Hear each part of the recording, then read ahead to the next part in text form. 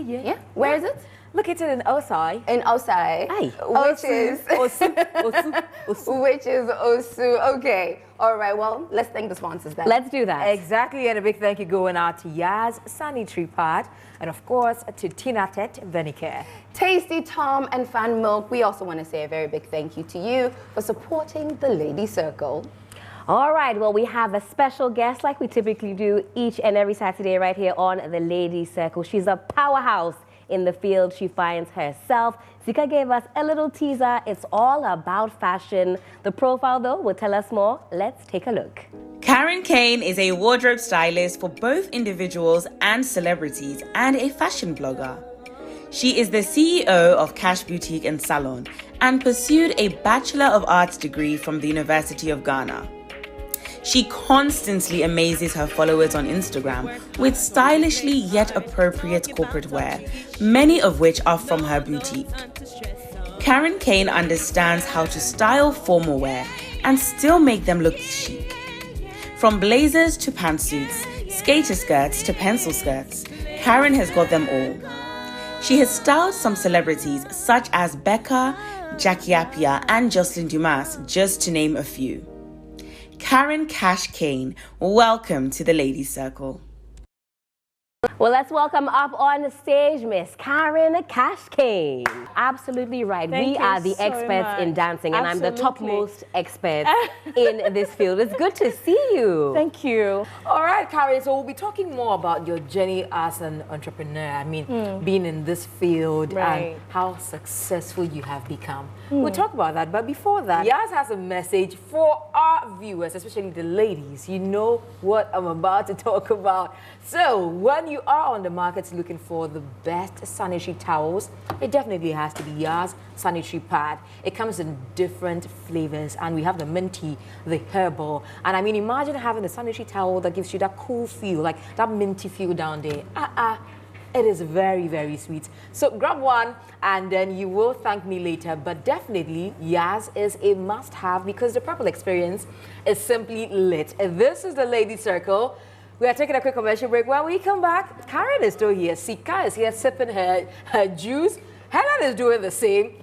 And then we get into the meat of the issues to stay. Back, this is the Lady Circle. I mean, the only ladies talk show that, I mean, it's been in existence for how long already? Since 2020, and we're still at it. We're getting even stronger. And every single Saturday, you tuning to watch us because we make your Saturday nights extra special, not just with ourselves, but of course with our guests and our topics as well. So this evening, we have a very special topic to talk about that has to do with women in entrepreneurship. I mean, it's a very tight space.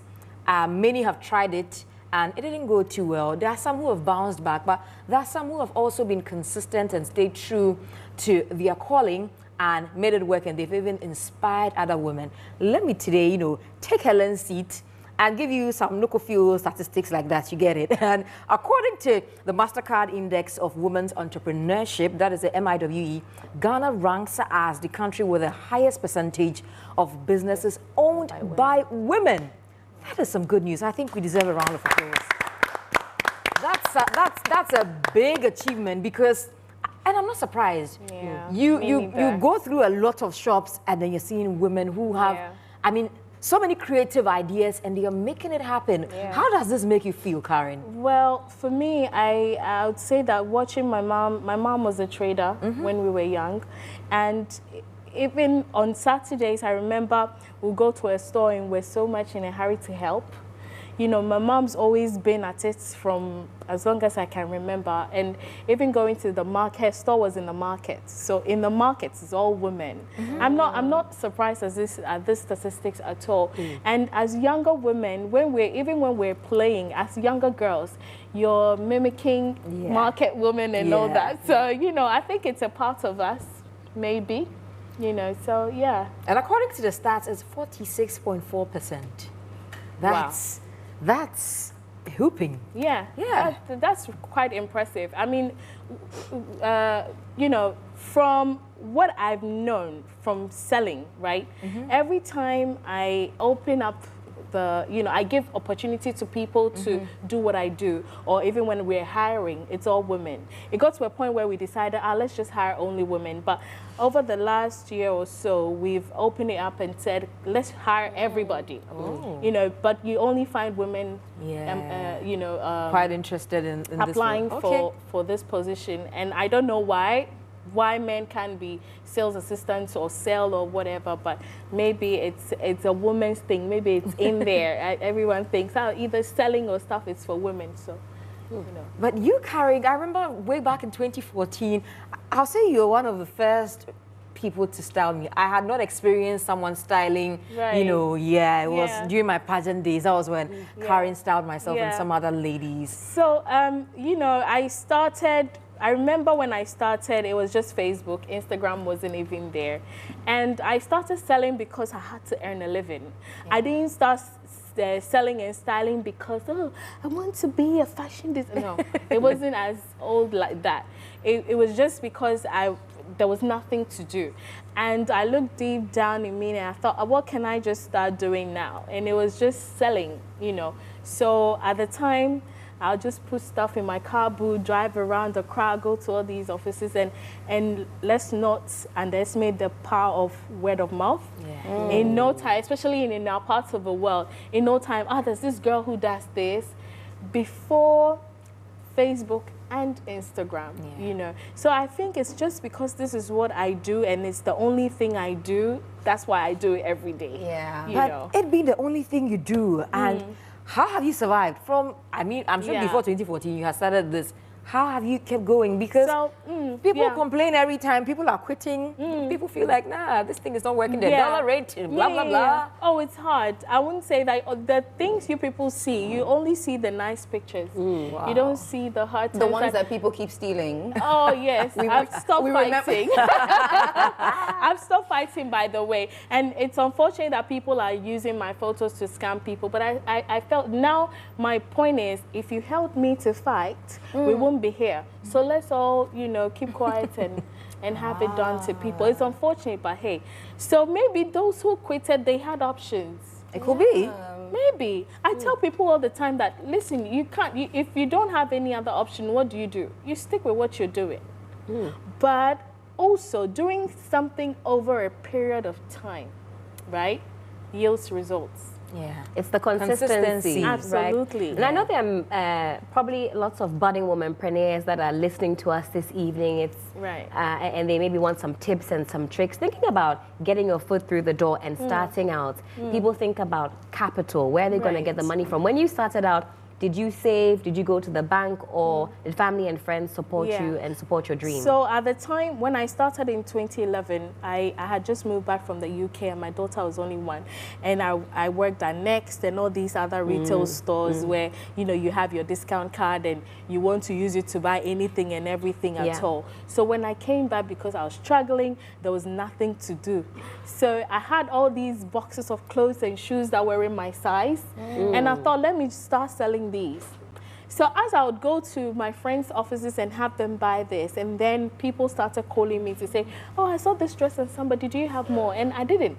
So I decided, why don't I go back to London, get more? So I was just buying from the retail stores and still selling from my car boot just like this. That's how you started out? That's how I started. Just going from door to door. And people think, do I need a flashy delivery system? No, do I need to do this? No, Put the not stuff at all. in the boot. Put Somebody I know in the here boot. also does similar. She's very enterprising, and it's a great way to sell and get your stuff out there. Hands-on. I have this, I have that. Do you want to take a look? And these days, people want you to bring the market to them. That's why selling on social media has become a thing now, because they can't come to you. So imagine you're sitting in your office and I bring a bag of clothes and shoes and you're just digging through. And at the time, I was just content with the fact that you can just pick it and I'll come for my money later. I was just eager to earn a living, So I think it was that, service that I offered that people warmed up to me.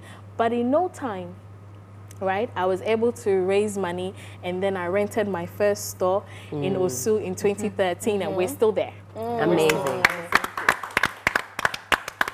Actually, didn't you move moved to a bigger space? We haven't moved. Okay. We have a bigger space and we have the smaller spaces as well. So I've seen that there's future plans. Yes, so There we have several branches now, thankfully, but we're still at the same space we started from 2013. That's like my seed. I don't know, for some funny reason. And I'll tell you, I'm not even at the big space. We have a store manager there, and I manage the small space because my heart is there, you know. So yeah, that's what we're doing. What would you say is the most influential factor to your success?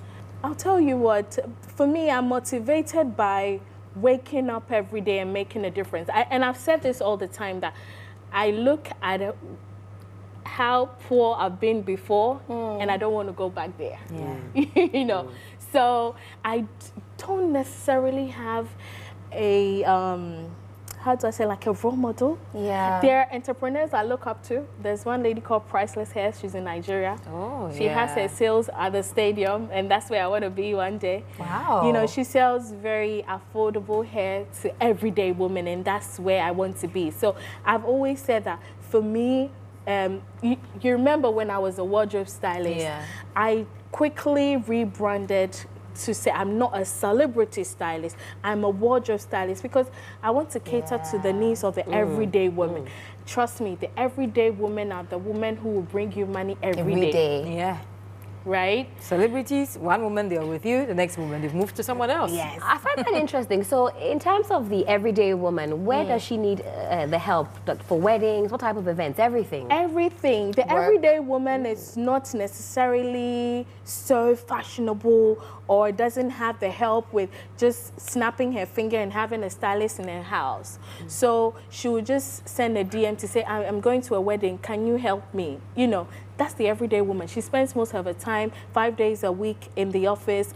On weekends, she's with the kids. She doesn't really have time for herself. And, you know, secondly, the everyday woman is the one that's spending most of her time at work. What's her wardrobe needs? Workwear. You know, so these are the people who are bringing us the money, and I'm so. And you love them. You always show appreciation to them. I don't even call myself a celebrity stylist anymore. I actually took that off my bio.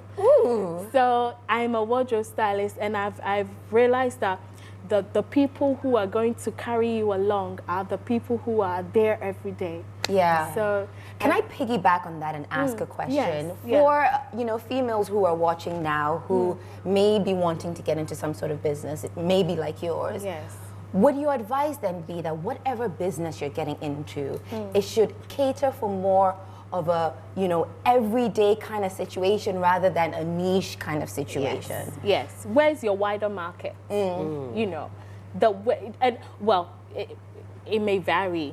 Know your target markets. Pretty much. Right? So if I'm selling clothes, who's my target market? My target market is the everyday woman. So what am I stocking? Everyday clothes. But if I'm doing luxury, then I'm targeting the people who have the cash to sell. The money. To spend, right? You know, So for me, my target market is the everyday woman. So people go into entrepreneurship and they probably want to sell Gucci in Ghana. Sorry, I didn't want to mention brands, but feel free. We Gucci get it. in Ghana, and you know, all these big brands, and then they want to make sales every day, or sell $10,000 every day. Forgetting that the majority sounds nice, doesn't it? Sounds nice, every day. But I realized the majority of the people who shop luxury, they don't shop in Ghana. True. If I want to buy Gucci, I won't buy it in Ghana. I'll go and buy it. Lest you are sold Lucci instead of Gucci. You've got to, you know, be careful. I know, right? Yeah. But there are people who have luxury brands, their own brands. Like one of the brands I look up to, Christy Brown, and a few of those. They, you know, Pistis, they have their target market, and people understand what they're buying. Right? That a lot of work has gone into this. This person takes their time with it. So know your target market. You can't start selling, you know, say everyday clothes and be expecting to sell them at $1,000 800 or 2,000 per dress. Come on, who are you expecting to buy like an average dress for that? I mean, now that you say that, and looking at the landscape at the moment, what do you make of it? You know, because some people are selling at those prices, and it's tagged as, you know, for the everyday wear or for the everyday woman. It's getting very pricey out there. Is it justified, or in this economy you have to, Karen, I think don't get me in trouble. Don't get me in trouble. I know, okay. But every time we've had people come back to our store and say, I went and bought, you know, this time I bought the same thing here, and it was I said, did you buy it from me? You didn't buy it from me. So why are you complaining about the price? Listen, everybody has their market. Just like, you know, the birds in the sky, each one of them find food every day. But then at Christmas time, we know that Ghanaians love to treat themselves. So we invest more in slightly pricey clothes, right? And everything's sold out. So I guess it's for the love of who you love. Yeah. Wow. Speaking of the love, we just want to give a shout out to all the people who love the Ladies Circle. Right, yeah. And us, we see you everywhere we go. You know, you give us encouragement. You tell us we're doing a good job. Yeah. Thank you so much for the love. Yeah. But Karen said something. Let me quickly say that it's my second time on this show. I think the first time was about 3 years ago. Yeah. I had just had my son not to do you remember? You were on the show then. Yeah. And I said that there's a lot of shows that call me, and I'm so busy, I'm sorry. But then I love to... Now we need to bring that tape back. Yeah. For this episode. You know something? Exactly. It was about 3 years ago. Yeah, I think Karen was one of the first few people we had on the show. That was like maybe in 2020. Yeah. Wow. And then I said, I don't mind coming on this show, to be honest with you. These are one of the things I make time for. Wow. And we absolutely love you for that. Yeah, thank you for coming again. But It's Karen, a good show, nice. It's a good show. And Anita said, what? The only show. It's a good show, Consistency. Yeah. See, When they beat you, we are not this is there. where our directors and our producers, you know, they just come and spread some money on us because Spray us the money. Spray us the money. But Karen, you said something that, you know, struck me. When you came down, things were hard for you. Oh, yes. You could have decided to depend on anybody. Depend on some man who maybe feels like, oh, fine girl, you know, all of that. And forget about the clothes you even brought and all of that. Listen, I'm not going to sit here and sound like an angel, right? We've all had some men in our lives That support. who have cushioned us a little bit. Yeah. However, if you're from where I come from, you know that save up. Because when your time's up, So being independent, despite everything. And then there are people who have been in my life who showed me a good life. So it motivated me. So if a person is not there anymore, how are you going to maintain that I want to go on holiday every 3 months kind of lifestyle, you know? So thankfully now I'm able to afford my own holiday. Okay, boss lady. And you know something? Karen travels and I see her pictures and she's like, you know what, it's business, it's work. I'm like, hey, this business, I have to get into it. So you see, I'm going to shop for clothes, but I take some bikini pictures. Yes, it's intentional. When I travel for work, I take a day or two out to holiday. Otherwise, I'll never do it. Yeah. It's good. Work and happiness. Work and happiness. Could you tell us about the importance or the correlation between building a personal brand and then your business brand? And I say this because you've been able to build an individual brand which people absolutely love. Right. Has it translated to the business side of it? Or do you intentionally, you know, on your personal brand, make sure that it's directly correlating to the business? Yes. I mean, I've had someone who had advised me to say that you can't mention Karen and not mention Cash. Come on. Or people now, even those that don't know me, hi, Cash. That's my business name, but that's my name. When they say that, you say you must add the cash to it. Yeah, hi, Cash. So, of course, it's a direct correlation. You cannot be building a personal brand, and if you have a business brand, be leaving that out. So I've got in fact, we've got several Instagram accounts handled by different people, but the one I handle, which is Karen Cash Kane, everything I post out there has a cash somewhere in there. you know. And it's cash is like my baby that I'm dragging along with me, you know. And the other day I was addressing my staff at the end of the year, and I said, God forbid that one day I'm not here anymore and cash dies. Does this not happen with a lot of Ghanaian brands? Yeah. Like they die with their brands. Yeah. So now, thankfully, I'm able to allow people to take over.